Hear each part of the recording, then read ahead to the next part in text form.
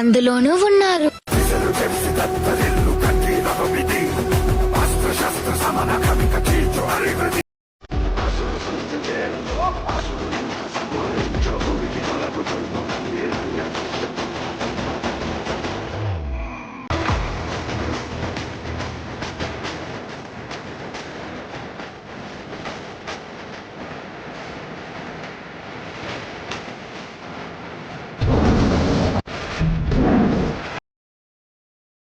Hello guys, welcome back to my YouTube channel.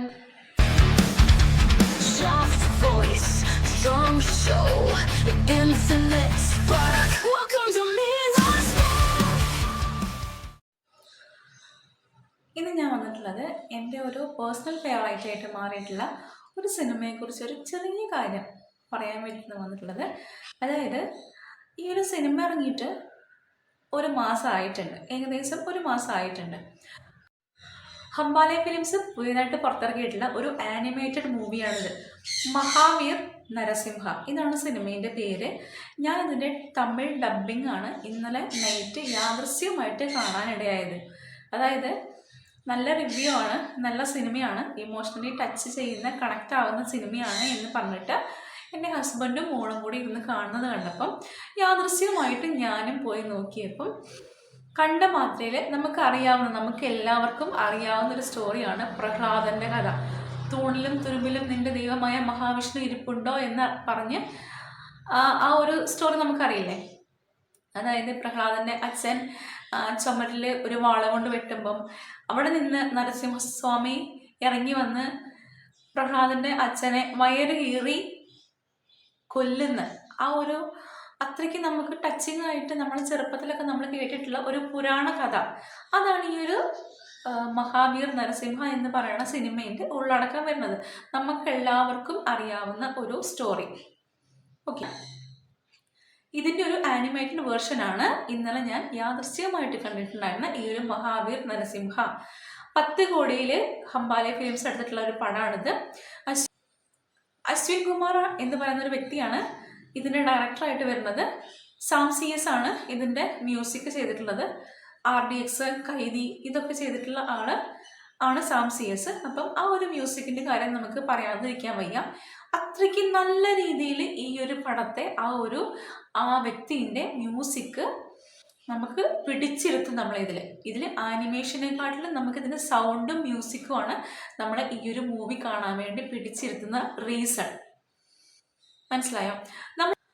ഞാൻ ഈ ഒരു വീഡിയോ ചെയ്യാൻ കാരണം നമ്മുടെ നാട്ടിൽ ഇന്ത്യക്കാർക്ക് ഈ ഒരു പുറം രാജ്യങ്ങളിലുള്ള ഇപ്പം ചൈനയിൽ നിന്നാണെങ്കിലും ജപ്പാനിൽ നിന്നാണെങ്കിലും അവതാർ പോലത്തെ സിനിമകളൊക്കെ വന്നപ്പം ആനിമേറ്റഡ് മൂവീസ് വന്നപ്പം 2 കൈയും നീട്ടി മനസ്സ് തുറന്ന് സ്വീകരിച്ച ആൾക്കാരാണ് നമ്മുടെ ഇന്ത്യയിലുള്ള ആൾക്കാർ. അത്രയ്ക്കും വിജയമായിരുന്നു അവരുടെ ആ സിനിമകളൊക്കെ നമ്മുടെ ഇന്ത്യയിൽ. അപ്പം നമുക്ക് ഇന്ത്യയിൽ തന്നെ അത്ര നല്ല രീതിയിലൊരു ആനിമേഷൻ സിനിമ ഇറങ്ങുമ്പം ആരും തന്നെ ആ ഒരു സിനിമ ഇറങ്ങിയ സമയത്ത് സപ്പോർട്ട് ചെയ്യാൻ ഉണ്ടായിരുന്നില്ല എന്നുള്ളതാണ് സത്യം. തിയേറ്ററുകളിൽ ആളില്ലായിരുന്നു. പക്ഷേ കാണെ ഈ സിനിമയ്ക്ക് ആളുകൾ കൂടി, കളക്ഷൻ കൂടി, ഫാമിലി ഓഡിയൻസ് വരാൻ തുടങ്ങി, നല്ല രീതിയിൽ ഓഡിയൻസ് വരാൻ തുടങ്ങി.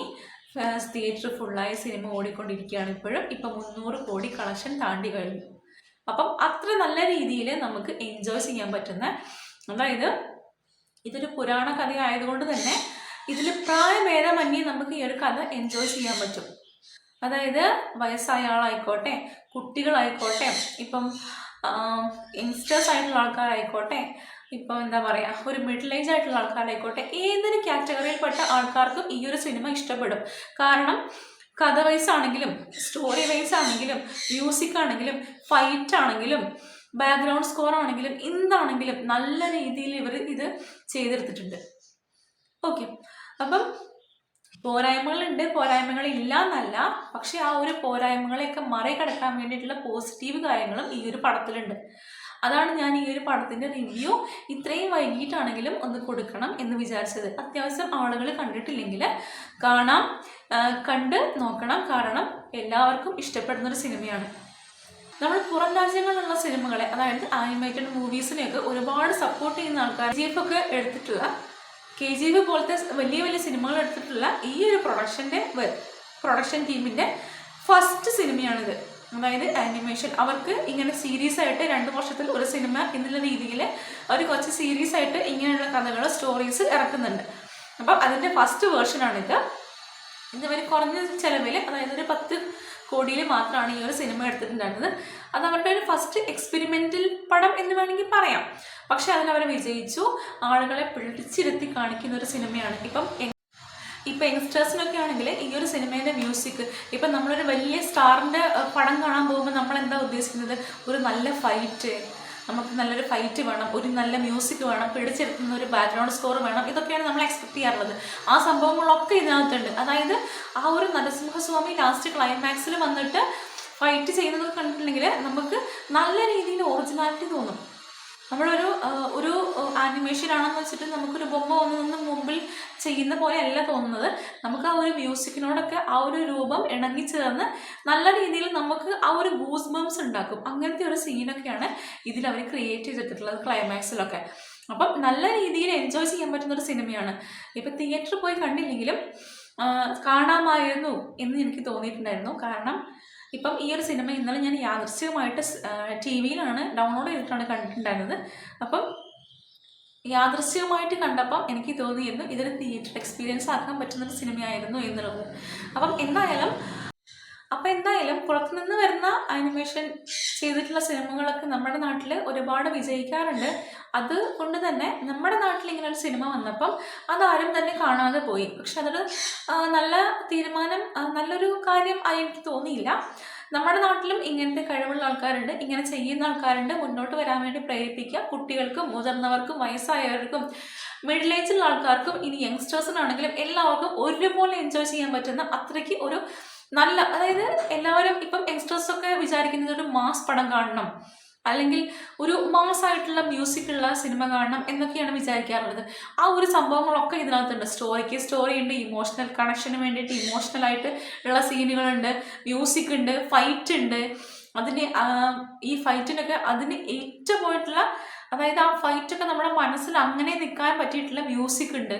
അപ്പം നല്ലൊരു എക്സ്പീരിയൻസ് തന്നെയാണ് ഈ ഒരു സിനിമ. അപ്പോൾ കാണാത്തവരൊക്കെ കാണാൻ നോക്കുക.